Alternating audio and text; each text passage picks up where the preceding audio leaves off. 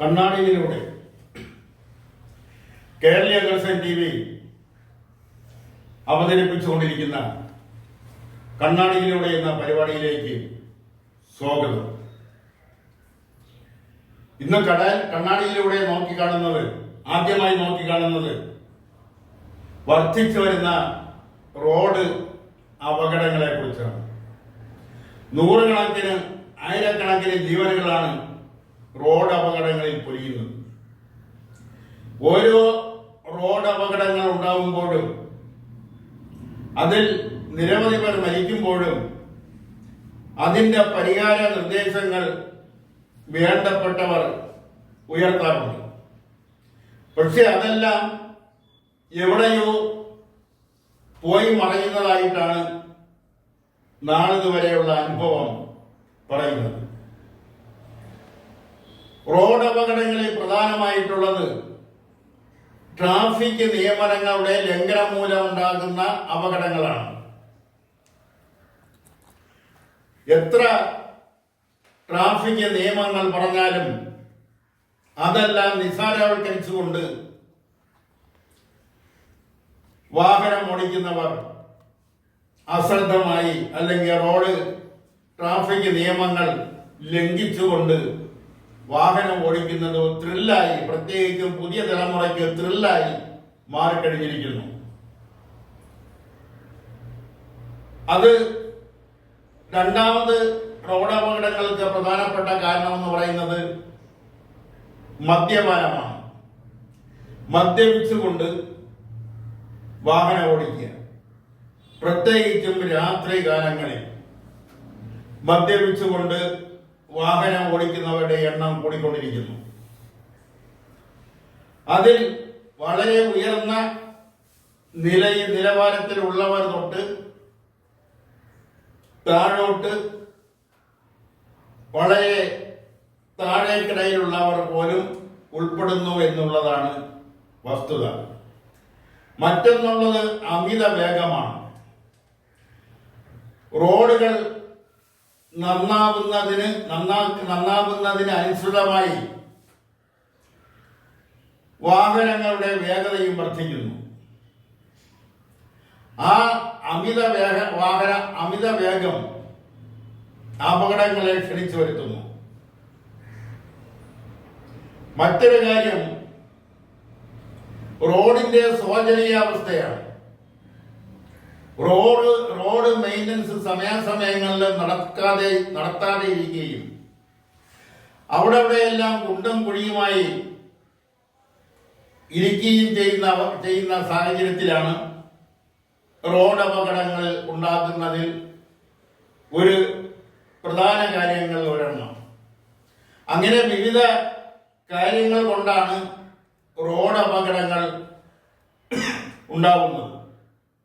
അമിത വേഗം എത്ര നിയന്ത്രിച്ചാലും ചിലർ ആ അമിത വേഗം ഒരു ത്രില്ലായി കണ്ടുകൊണ്ട് ആ അമിത വേഗത്തിൽ വാഹനങ്ങൾ ഓടിച്ചു പോകുന്നത് കാണാം.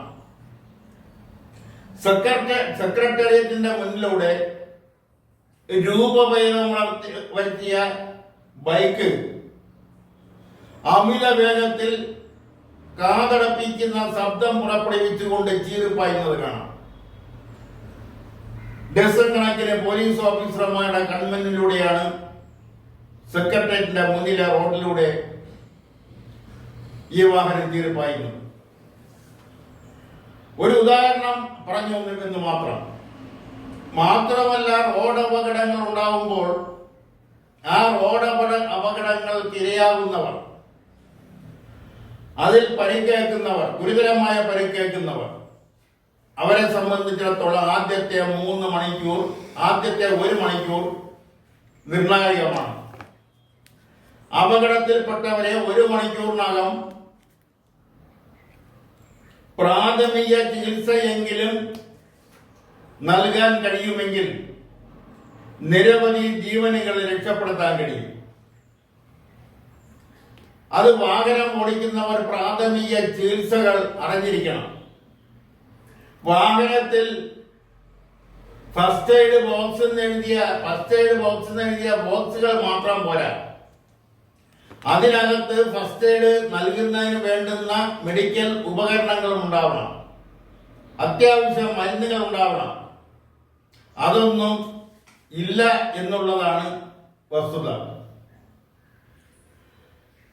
മറ്റൊരു കാര്യം എന്ന് പറയുന്നത്, അവിടെ ആസ്പത്രികളിൽ എത്തിക്കുമ്പോൾ അവിടെ മെച്ചപ്പെട്ട ചികിത്സ ലഭിക്കണം. പല ആസ്പത്രികളിലും അതിനുള്ള സംവിധാനം ഇല്ല എന്നുള്ളത് മറ്റൊരു വസ്തുത. ഇതെല്ലാം കൂട്ടി വായിക്കുമ്പോഴാണ് അപകട മരണങ്ങളുടെ എണ്ണം കൂടുന്നത്. ഓരോ അപകടങ്ങൾ വരുമ്പോഴും നിരവധി നിർദ്ദേശങ്ങൾ ഉണ്ടാവുമെങ്കിലും ആ നിർദ്ദേശങ്ങളൊന്നും പാലിക്കപ്പെട്ടതായി പിന്നീട് അറിവില്ല. ട്രാഫിക് നിയമങ്ങൾ കർശനമായി പാലിക്കുകയും അമിത വേഗം കുറയ്ക്കുകയും നിയമവിരുദ്ധമായി അമിത വേഗത്തിൽ പായുന്ന വാഹനങ്ങളുടെ മേൽ, അത് ഓടിക്കുന്നവരുടെ മേൽ കർശനമായ നടപടികൾ സ്വീകരിക്കുകയാണ് അതിന് ഒരു മാർഗം.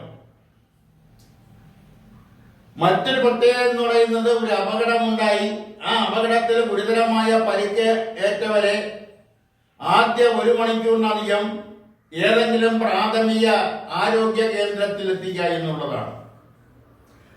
ആ പ്രാഥമിക ആരോഗ്യ കേന്ദ്രത്തിൽ ആ വാഹനാപകടത്തിൽ പെട്ടവർക്ക് പ്രാഥമിക ചികിത്സ നൽകുന്നതിനുള്ള ഡോക്ടർമാരും നഴ്സുമാരും ഉപകരണങ്ങളും ഉണ്ടാവുന്നു അല്ലെങ്കിൽ ഉണ്ട് എന്ന് ഉറപ്പുവരുത്തുക എന്നുള്ളതാണ്. ഇത്തരം കാര്യങ്ങളൊക്കെ കുറെയൊക്കെ പാലിക്കാമെങ്കിൽ അപകടങ്ങളും അപകട മരണങ്ങളും കുറേയേറെ ഒഴിവാക്കാൻ കഴിയുന്നതാണ്. മറ്റൊരു പ്രധാനപ്പെട്ട കാര്യം ഇപ്പോൾ വീണ്ടും ഉയർന്നു വന്നിരിക്കുന്നത്, ഒരു അഡീഷണൽ ഡിസ്ട്രിക്ട് മജിസ്ട്രേറ്റിന്റെ മരണവുമായി ബന്ധപ്പെട്ട പ്രശ്നങ്ങളാണ്. അതിൽ പ്രതിസ്ഥാനത്ത് നിൽക്കുന്ന ഒരു പ്രധാന കക്ഷി എന്ന് പറയുന്നത് അന്ന് ജില്ലാ പഞ്ചായത്ത് പ്രസിഡന്റായിരുന്ന ഒരു വനിതയാണ്. പിന്നെ ഒരു പമ്പ് നടത്തിക്കുന്നതിന് വേണ്ടി, പമ്പ് ലഭിക്കുന്നതിന് വേണ്ടി അപേക്ഷ നൽകിയ ഒരാൾ, അതുമായിട്ട് ബന്ധപ്പെട്ട മറ്റു ചിലർ തുടങ്ങിയവരൊക്കെയാണ് അതിന്റെ എതിർസ്ഥാനത്ത് നിൽക്കുന്ന കക്ഷികൾ. ADM ആത്മഹത്യ ചെയ്തു എന്നുള്ളതാണ് ഇതുവരെയുള്ള റിപ്പോർട്ടിന്റെ അടിസ്ഥാനത്തിൽ മനസ്സിലാക്കുന്നത്. അതിന്റെ പേരിലാണ് ആത്മഹത്യ പ്രേരണ കുറ്റം ചുമത്തി ജില്ലാ പഞ്ചായത്ത് പ്രസിഡന്റിനെ പേരിൽ കേസെടുക്കുകയും അവർ ദിവസങ്ങളോളം റിമാൻഡിൽ ജയിലിൽ കഴിയുകയും ചെയ്തു. ഇന്നും ജാമ്യത്തിൽ നിൽക്കുകയാണ്. അതുമായി ബന്ധപ്പെട്ട മറ്റ് പലരുടെ പേരിലും ആരോപണങ്ങളുണ്ട്. അത് കുറേയേറെ രാഷ്ട്രീയ നിറം വയ്ക്കുകയും ചെയ്തു. ഇപ്പോൾ അതിന് മറ്റൊരു മാനം കൂടി വന്നിരിക്കുന്നു. അത് CBI അന്വേഷിക്കണമെന്ന് മരണപ്പെട്ട ADMന്റെ കുടുംബം ആവശ്യപ്പെട്ടിരിക്കുന്നു. അവർ ഹൈക്കോടതിയെ സമീപിച്ചിരിക്കുന്നു. അത് വിധി പറയുന്നതിന് വേണ്ടി അല്ലെങ്കിൽ വാദം കേൾക്കുന്നതിന് വേണ്ടി മാറ്റിവെച്ചിരിക്കുന്നു. ഈ അവസരത്തിലാണ് ഈ മരണത്തെക്കുറിച്ച് അന്വേഷിക്കാൻ CBI തയ്യാറാണെന്ന് CBI മുന്നോട്ട് വന്ന് അറിയിച്ചിരിക്കുന്നത്. ഇതെല്ലാം സൂചിപ്പിക്കുന്നത് അത് എവിടേക്കെയോ എന്തൊക്കെയോ ദുരൂഹതകൾ നിറഞ്ഞുണ്ട് എന്നുള്ളതാണ്. ആ ദുരൂഹതകൾ മാറ്റിയെടുക്കേണ്ടത് സർക്കാരിന്റെ ആവശ്യമാണ്. കാരണം അവിടെ സർക്കാരിനെയും പ്രതിക്കൂട്ടി നിർത്തിക്കൊണ്ടാണ് ആ ADMന്റെ കുടുംബം ഹൈക്കോടതിയെ സമീപിച്ചിരിക്കുന്നത്. ഇവിടെ ഇരുഭാഗത്തുമുള്ളവര്, അതായത് ADMന്റെ കുടുംബവും പ്രതിസ്ഥാനത്ത് നിൽക്കുന്നവരും ഒരേ രാഷ്ട്രീയ പാർട്ടിയുടെ പ്രവർത്തകരാണ് എന്നുള്ളതാണ്. അതുകൊണ്ട് പാർട്ടി ആരുടെ ഭാഗത്താണ് നിൽക്കുന്നത് എന്നുള്ളത് സംശയത്തിന് അതീതമായി തെളിയിക്കാൻ കഴിഞ്ഞിട്ടില്ല. അത് ജനങ്ങളിൽ അവിശ്വാസവും സംശയങ്ങളും ഉളവാക്കിയിരിക്കുന്നു. ആ സംശയങ്ങൾ ദൂരീകരിക്കുകയും യഥാർത്ഥ വസ്തുത എന്താണെന്ന് ജനങ്ങളെ ബോധ്യപ്പെടുത്താൻ സർക്കാർ ബാധ്യസ്ഥരാണ്. അവിടെ എന്തിനാണ് CBI അന്വേഷണത്തെ സർക്കാർ എതിർക്കുന്നത് എന്നതും ജനങ്ങൾക്ക് മനസ്സിലാവുന്നില്ല. CBI അന്വേഷണത്തിലൂടെ മാത്രമേ യഥാർത്ഥ വസ്തുത പുറത്തു വരുമെങ്കിൽ ആ അന്വേഷണത്തെ സ്വാഗതം ചെയ്യുകയല്ലേ സർക്കാർ വേണ്ടത്. ഇവിടെ മറിച്ച് കാണുന്നത് ജനങ്ങളുടെ ഇടയിലും സംശയങ്ങൾക്കും പുതിയ വിഷയങ്ങൾക്കും ഇടവരുത്തിയിരിക്കുന്നു. ഇത് ശരിയായ ഒരു നിലപാടല്ല. ഒരു സർക്കാരിന്റെയും കുറിച്ച് പറഞ്ഞാലും ഇത് സർക്കാരിന്റെ ഒരു ശരിയായ നിലപാടാണെന്ന് തോന്നുന്നില്ല. അതുപോലെ തന്നെയാണ് ഹേമ കമ്മീഷൻ റിപ്പോർട്ട്. ചലച്ചിത്ര മേഖലകളിലെ പ്രത്യേകിച്ച് നടിമാർ അനുഭവിച്ചുകൊണ്ടിരിക്കുന്ന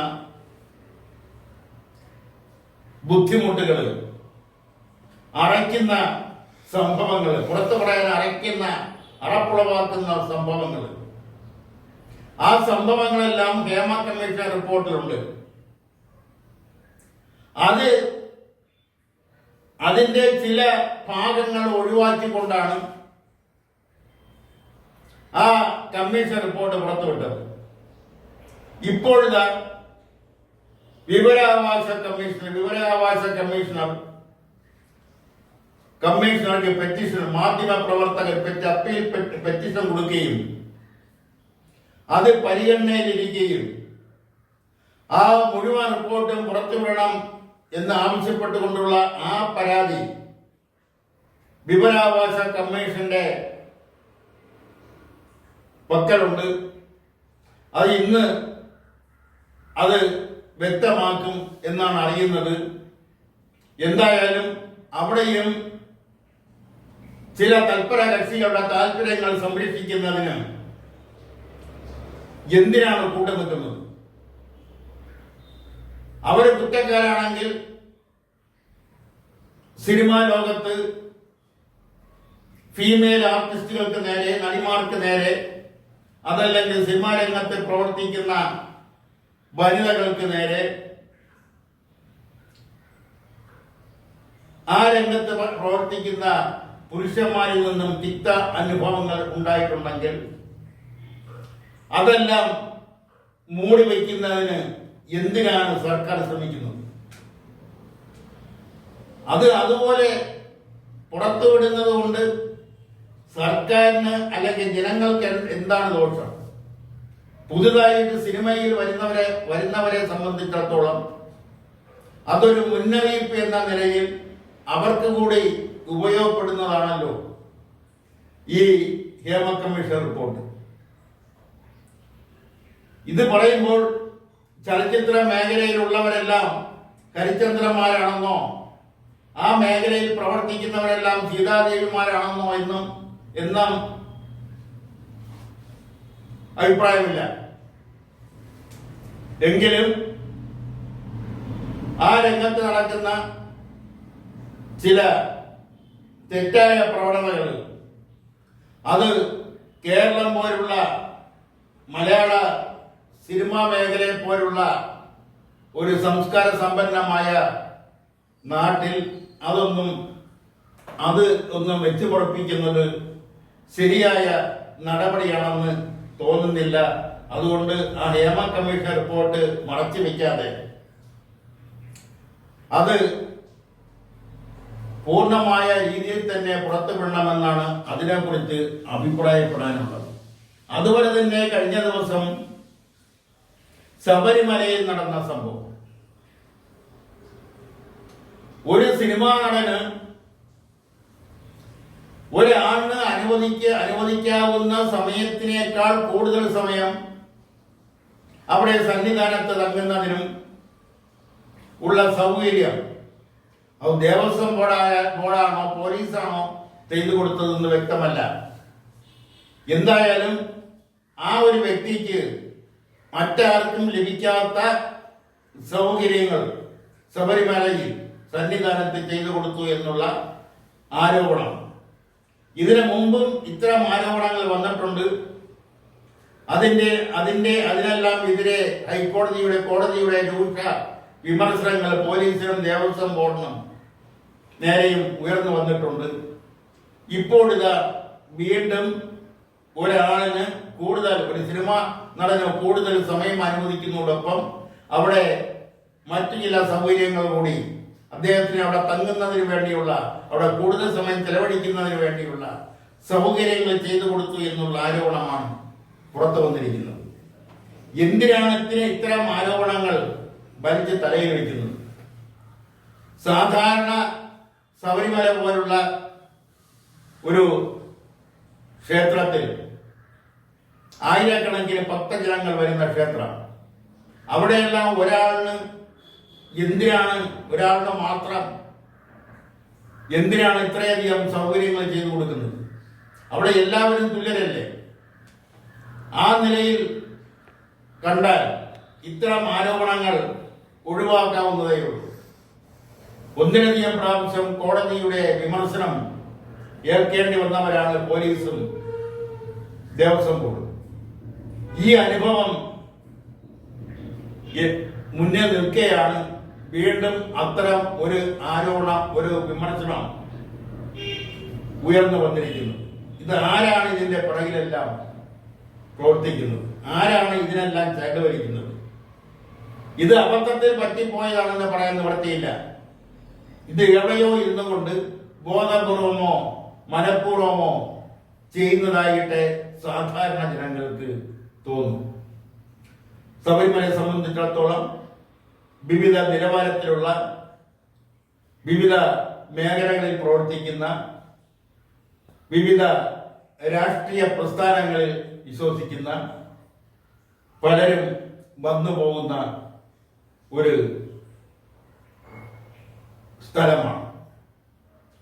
അവിടെ ക്രമവിരുദ്ധമായിട്ട് നിയമവിരുദ്ധമായി ആർക്കെങ്കിലും പ്രത്യേകം സൗകര്യങ്ങൾ ചെയ്തു കൊടുക്കുന്നത് അത് നിയമപരമായി ശരിയല്ല. അതിന്റെ പേരിൽ നിയമപരമായി നടപടിയെടുക്കുകയും ഇനിയെങ്കിലും ഇത്തരം സാഹചര്യങ്ങൾ ഉണ്ടാവാതിരിക്കുന്നതിന് പോലീസും അതോടൊപ്പം തന്നെ തിരുവിതാംകൂർ ദേവസ്വം ബോർഡും ശ്രദ്ധിക്കണമെന്നും അവിടെ കാര്യക്ഷമമായ ഇടപെടൽ ഇക്കാര്യത്തിൽ വേണമെന്നുമാണ് അക്കാര്യത്തെക്കുറിച്ച് പറയാനുള്ളത്. മറ്റതാ വീണ്ടും പലപ്പോഴും ചർച്ച ചെയ്യപ്പെട്ടിട്ടുള്ളതും ഇപ്പോഴും ഉയർന്നു വന്നുകൊണ്ടിരിക്കുന്നതുമായ ഒരു സംഭവം, വയനാട് ദുരന്ത മേഖല, ചൂരൽമലയിലും മുണ്ടക്കയിലും ഉണ്ടായ ദുരന്തം. ആ ദുരന്തത്തിന് അനുവദിക്കുന്ന ദുരിതാശ്വാസ ഫണ്ട്, ആ ഫണ്ടിനെ സംബന്ധിച്ചുള്ള ഉണ്ടായ തർക്കങ്ങൾ, അത് കേന്ദ്ര ഗവൺമെന്റും സംസ്ഥാന സർക്കാരും തമ്മിലുള്ള അഭിപ്രായ വ്യത്യാസങ്ങൾ, തർക്കങ്ങൾ. ഒരു ഭാഗത്ത് കേന്ദ്ര സർക്കാർ പറയുന്നതിന് ഘടകവിരുദ്ധമായി സംസ്ഥാന സർക്കാർ പറയുന്നു, സംസ്ഥാന സർക്കാർ പറയുന്നതിന് വിരുദ്ധമായി കേന്ദ്ര സർക്കാർ പറയുന്നു.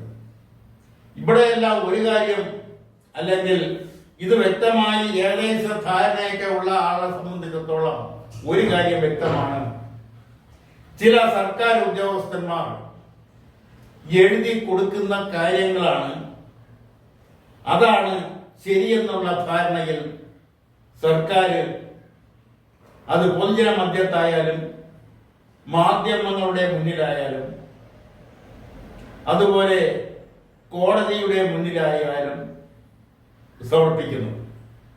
ഇത് ഇക്കാര്യങ്ങളിൽ ഇതിനു മുമ്പ് പല കാര്യങ്ങളിലും ഇത്തരം സർക്കാർ ഉദ്യോഗസ്ഥരെ വിശ്വസിച്ചതിന്റെ മേലിൽ അബദ്ധങ്ങൾ പറ്റിയിട്ടുണ്ട്.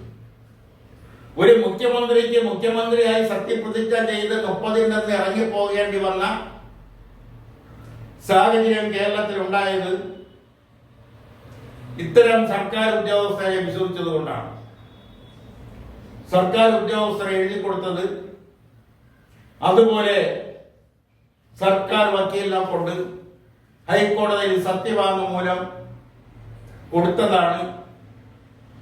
ആ മുഖ്യമന്ത്രിക്ക് സത്യപ്രതിജ്ഞ ചെയ്ത് 30-ൽ നിന്ന് ഇറങ്ങി പോകേണ്ടി വന്നത്. അപ്പൊ ഇത്തരം അനുഭവങ്ങൾ ഒന്നല്ല, നിരവധി അനുഭവങ്ങൾ മുന്നിലുണ്ട്. സർക്കാർ ഉദ്യോഗസ്ഥർ മനഃപൂർവ്വം സർക്കാരിനെ കുഴയ്ക്കാൻ വേണ്ടി, സർക്കാരിനെ പ്രതിസ്ഥാനത്ത് നിർത്തുന്നതിന് വേണ്ടി, സർക്കാരിനെ വിമർശന കഥാപാത്രം ആക്കുന്നതിന് വേണ്ടി, സർക്കാരിനെ പൊതുജനം കുറ്റപ്പെടുത്തുന്നതിന് വേണ്ടി ചില ബുദ്ധിപരമായി ചില റിപ്പോർട്ടുകൾ സർക്കാർ ഉദ്യോഗസ്ഥന്മാർ എഴുതിക്കൊടുത്ത ചരിത്രവും കേരളത്തിലുണ്ട്. ഇതെല്ലാം അറിഞ്ഞുകൂടാത്തവരല്ല ഇന്ന് നാട് ഭരിക്കുന്നവർ. പലപ്പോഴും പല വിമർശനങ്ങളും കോടതിയിൽ നിന്നും പൊതുജനങ്ങളിൽ നിന്നും ഏറ്റുവാങ്ങേണ്ടി വന്നവരാണിവർ. അവർക്ക് അവിടെയെല്ലാം സംഭവിച്ച പിഴവുകൾ വ്യക്തമായി അറിയാവുന്നവരുമാണ്. എന്നിട്ടും സർക്കാർ ഉദ്യോഗസ്ഥരെ വീണ്ടും വീണ്ടും വിശ്വസിച്ചുകൊണ്ട് അവരെഴുതി കൊടുക്കുന്നത് അപ്പാടെ പറയുന്നത് കൊണ്ടാണ് പലപ്പോഴും ഇത്തരം വിഷയങ്ങളിൽ വിമർശനങ്ങൾ ഏറ്റുപിടിക്കേണ്ടി വരുന്നത്. സംസ്ഥാന സർക്കാർ പറയുന്ന കണക്ക്, കേന്ദ്ര സർക്കാർ പറയുന്ന കണക്ക് മറ്റൊന്ന്. ഇത് ഏതാണ് ശരി എന്നതിനെ കുറിച്ച് ജനങ്ങൾ ആശയക്കുഴപ്പത്തിലാണ്. ഇതെല്ലാം കേരളം സമയത്ത് ഫണ്ടിന്റെ യഥാർത്ഥ വിവരങ്ങൾ, ആവശ്യമുള്ള ഫണ്ടിന്റെ യഥാർത്ഥ വിവരങ്ങൾ കേന്ദ്ര സർക്കാരിൽ എത്തിച്ചു കൊടുത്തില്ല എന്നാണ് കേന്ദ്ര സർക്കാർ പറയുന്നത്. അതല്ല, എത്തിച്ചു കൊടുത്തു എന്നാണ്, കുറച്ച് എത്തിച്ചു കൊടുത്തു എന്നാണ് സംസ്ഥാന സർക്കാർ പറയുന്നത്. വയനാട് പോലുള്ള അതിഭയങ്കരമായ ഒരു ദുരന്തം, നിരവധി പേര്, നൂറുകണക്കിന് മനുഷ്യജീവൻ നഷ്ടപ്പെട്ട ഒരു ദുരന്തം. ആ മഹാദുരന്തത്തെ കുറിച്ചുള്ള, അതിലുണ്ടായിട്ടുള്ള നഷ്ടത്തെക്കുറിച്ച്, ആ നഷ്ടം പരിഹരിക്കുന്നതിന് വേണ്ടി അവിടെ പൂർവ്വസ്ഥിതിയിലേക്ക്, ആ നാട് പൂർവ്വസ്ഥിതിയിലേക്ക് വരുത്തുന്നതിന് വേണ്ടി അവിടത്തെ ജീവിച്ചിരിക്കുന്ന ജനങ്ങളെ വസിപ്പിക്കുന്നതിന് വേണ്ടി കൊടുക്കുന്ന റിപ്പോർട്ട്, അത് സമയാസമയങ്ങളിൽ കൊടുക്കാതിരിക്കുന്നത് വളരെ കുറ്റകരമായ അനാവസ്ഥയാണ്. ഈ കുറ്റകരമായ അനാവസ്ഥ ചെയ്ത സർക്കാർ ഉദ്യോഗസ്ഥന്മാരുടെ മേൽ മുഖം നോക്കാതെ, രാഷ്ട്രീയം നോക്കാതെ, യൂണിയന്റെ നിറം നോക്കാതെ നടപടി സ്വീകരിക്കണമെന്നാണ് അക്കാര്യത്തെക്കുറിച്ച് പറയാനുള്ളതും. ഇനിയെങ്കിലും ഇത്തരം അബദ്ധങ്ങൾ പറ്റാതിരിക്കുന്നതിന് വേണ്ടി സർക്കാർ കാര്യക്ഷമമായി ഉണർന്ന് പ്രവർത്തിക്കണമെന്ന് എന്നുകൂടി ആവശ്യപ്പെടുന്നു. മറ്റൊരു പ്രധാനപ്പെട്ട കാര്യമെന്ന് പറയുന്നത്, കേരളത്തിന്റെ വടക്കേ അറ്റത്ത്, വടക്കൻ ജില്ലയിൽ നടന്നൊരു ദുർമന്ത്രവാദം. വളരെ രസകരമായ കാര്യങ്ങളാണ് പുറത്തു വരുന്നത്. സ്വർണം ഇരട്ടിപ്പിച്ച് നൽകാമെന്ന് വിശ്വസിപ്പിച്ച്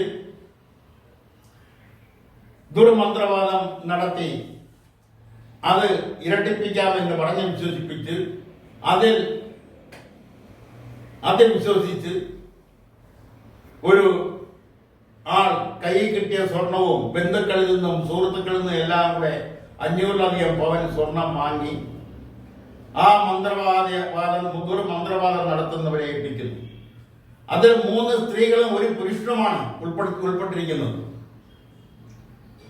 ഈ ആധുനിക ലോകത്ത് വളരെയധികം സാംസ്കാരികമായി വളരെയധികം മുന്നോട്ട് പോയി എന്ന് അവകാശപ്പെടുന്ന കേരളത്തിൽ, ആ കേരളത്തിലാണ് ഇത്തരം സംഭവങ്ങൾ അടിക്കടി നടന്നുകൊണ്ടിരിക്കുന്നത്.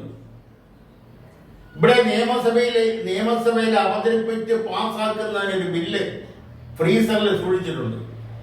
ആഭിജാത്യ ക്രിയയ്ക്കും അന്ധവിശ്വാസത്തിനുമെതിരെയുള്ള ഒരു ബില്ല്. അത് BJP ഭരിക്കുന്ന ചില സംസ്ഥാനങ്ങളിൽ ആ ബില്ല് പാസ്സാക്കിയിട്ടുണ്ട്. ഇടതുപക്ഷ ജനാധിപത്യം ഭരിക്കുന്ന കേരളത്തിൽ ആ ബില്ല് പാസ്സാക്കുന്നതിനുള്ള തടസ്സം എവിടെയാണ്? അതുകൊണ്ട് കുറച്ച് വോട്ട് കുറഞ്ഞു പോകുന്നെങ്കിൽ കുറഞ്ഞ വോട്ടെന്ന് ധരിക്കണം. അതല്ലേ ചെയ്യേണ്ടത്? ശബരിമല സ്ത്രീകളെ കയറ്റിയ ആർജവത്തോടു കൂടി ആ ആഭിജാത്യ ക്രിയയ്ക്കും അന്ധവിശ്വാസത്തിനും എതിരെയുള്ള ബില്ല് നിയമസഭയിൽ അടിയന്തരമായി അവതരിപ്പിച്ച് വരുന്ന നിയമസഭാ സമ്മേളനത്തിൽ തന്നെ അവതരിപ്പിച്ച് പാസ്സാക്കണമെന്നാണ് അതിനെക്കുറിച്ച് ശക്തമായി അഭിപ്രായപ്പെടാനുള്ളത്. മറ്റൊന്ന് വയനാട് ജില്ലയിലെ കുറ്റ്യാടി കല്യാണത്തെ കുറിച്ചാണ്. ഈ കുറ്റ്യാടി കല്യാണം എന്ന് പറയുന്നത് വയനാട്ടിലെ ചില ആദിവാസി ഗോത്രവർഗക്കാരുടെ ഇടയിൽ നടക്കുന്ന ഒരു കല്യാണം. അവരുടെ ഗോത്രവർഗ ആചാരങ്ങളിൽ നിന്ന് വ്യത്യസ്തമായി അവരുടെ ഗോത്രത്തിൽ നിന്നും ഗോത്രത്തിന് പുറമേ നിന്ന് പോകാൻ കഴിയും. ആ ഗോത്രത്തിൽപ്പെട്ട ആദിവാസി, പ്രത്യേകിച്ചും പണിയർ, കാട്ടുനായ്ക്കർ തുടങ്ങിയ ഗോത്ര സമുദായങ്ങളിൽപ്പെട്ട വിദ്യാഭ്യാസമുള്ള, സാമൂഹിക ബോധം ലഭിച്ചിട്ടുള്ള ചില പെൺകുട്ടികൾ, വിദ്യാസമ്പന്നരായ ചില പെൺകുട്ടികൾ പുറമേ നിന്നുള്ളവരെ വിവാഹം കഴിക്കാൻ തയ്യാറായി മുന്നോട്ട് വരുന്നു.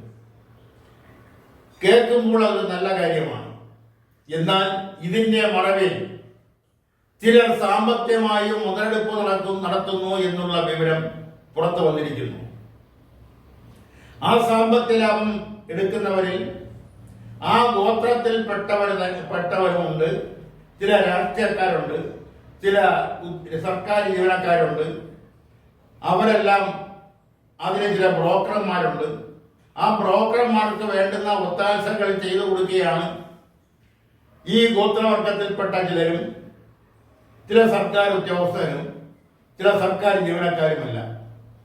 അങ്ങനെ ഒരു ബ്രോക്കർ ഫീസായി പുറമേ നിന്ന് ഒരു വിദ്യാസമ്പന്നനായ ഒരാൾ ഒരു ഗോത്രവർഗ യുവതിയെ വിവാഹം കഴിക്കാൻ തയ്യാറായി മുന്നോട്ട് വരുമ്പോൾ അയാളിൽ നിന്നും 50,000 രൂപ മുതൽ 1,00,000 രൂപ വരെ ബ്രോക്കർ ഫീസായി വാങ്ങുന്നു എന്നുള്ള ഞെട്ടിക്കുന്ന വിവരമാണ് ഈ അടുത്ത ദിവസകാലങ്ങളിൽ പുറത്തു വന്നുകൊണ്ടിരിക്കുന്നത്.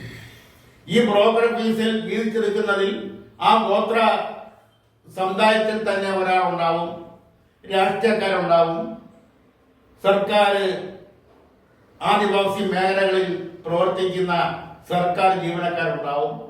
എന്താ ആയാലും ഈ മേഖലയിൽ അടിയന്തരമായി അധികൃതരുടെ ശ്രദ്ധ പതിയണമെന്നും വേണ്ട നടപടികൾ അടിയന്തരമായി സ്വീകരിക്കണമെന്നും ആവശ്യപ്പെട്ടുകൊണ്ട് ഇന്നത്തെ കണ്ണാടിയിലൂടെ എന്ന പരിപാടിയുടെ പൂർത്തിയാക്കുന്നു. നന്ദി, നമസ്കാരം.